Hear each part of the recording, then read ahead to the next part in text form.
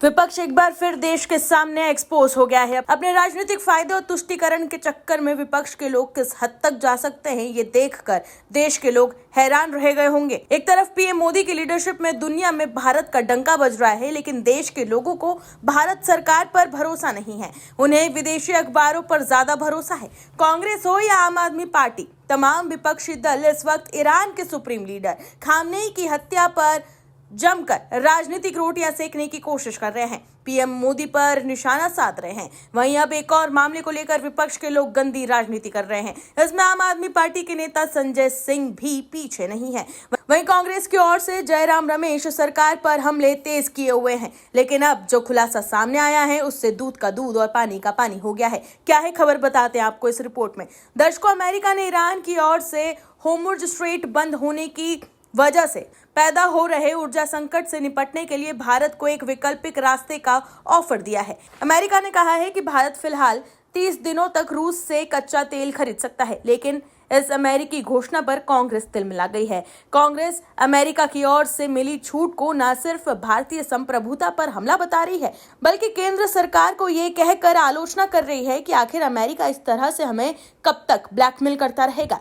कांग्रेस महासचिव जयराम रमेश ने एक्स पर हिंदी में एक पोस्ट करते हुए लिखा है कि ट्रंप का नया खेल, दिल्ली दोस्त को कहा पुतिन से ले सकते हो तेल, कब तक चलेगा ये अमेरिकी ब्लैकमेल। वहीं कांग्रेस सांसद मनीष तिवारी ने तो इसे देश की संप्रभुता तक से जोड़ दिया है। उन्होंने भी एक्स पर अमेरिकी ट्रेजरी सेक्रेटरी स्कॉट बेसेंट के बयान के जवाब में लिखा है कि 30 दिन की छूट जारी करना दबाव की पाखंडी भाषा, नव साम्राज्यवादी अहंकार से भरा है।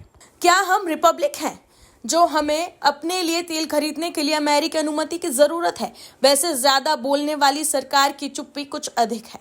क्या इससे नहीं पता कि संप्रभुता का मतलब क्या है? वहीं आम आदमी पार्टी के सांसद संजय सिंह ने एक्स पर लिखा है कि मोदी जी, आपकी अमेरिका परस्त नीतियों का खामियाजा देश की जनता को भुगतना पड़ रहा है।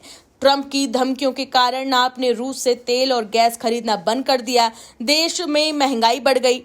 एप्स्टीन फाइल में इतना क्या है जो आप इतना डर रहे हो मोदी जी?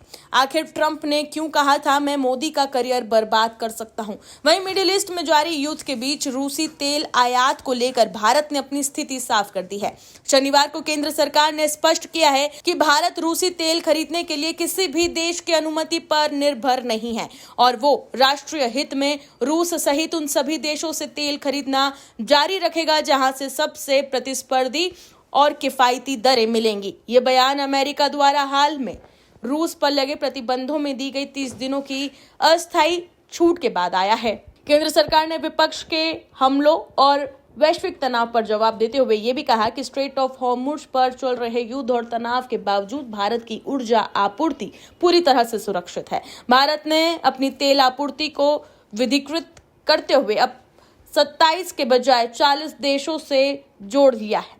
केंद्र सरकार के मुताबिक भारत के पास वर्तमान में 250 मिलियन बैरल कच्चा तेल और पेट्रोलियम उत्पादों का रिजर्व है, जो करीब 7 से 8 हफ्तों की देश की जरूरत को पूरा करने के लिए काफी है। केंद्र सरकार ने पुष्टि की है कि रूस भारत का सबसे बड़ा कच्चा तेल आपूर्तिकर्ता बना रहेगा। पिछले 3 वर्षों में अमेरिका और यूरोपीय संघ की आपत्तियों के बावजूद भारत ने अपने आर्थिक हितों को प्राथमिकता दी है। मोदी सरकार ने दो टूक कहा है कि एडवांस रिफाइनरी क्षमता के कारण भारत अलग अलग ग्रेड के कच्चे तेल को प्रोसेस करने में सक्षम है। अमेरिका द्वारा दी गई छूट पर सरकार ने कहा है कि ये कदम वैश्विक बाजार में तेल की कीमतों को नियंत्रण करने की कोशिश हो सकती है, लेकिन भारत का व्यापार हमेशा ही निर्बाध जारी रहा है। दर्शकों, रूसी तेल पर अमेरिका की छूट के बीच भारत का कड़ा जवाब आया है। केंद्र सरकार ने साफ कर दिया है कि हमें किसी की अनुमति की जरूरत नहीं है, जहां सस्ता मिलेगा वहां से खरीदेंगे। ऐसे में विपक्ष के जो लोग अमेरिका के छूट वाले ऐलान पर सियासी रोटियां सेक रहे थे, उनकी बोलती बंद हो गई है। Bureau report, OMH news. आप दर्शकों से विनम्र निवेदन है कि चैनल को सब्सक्राइब जरूर करें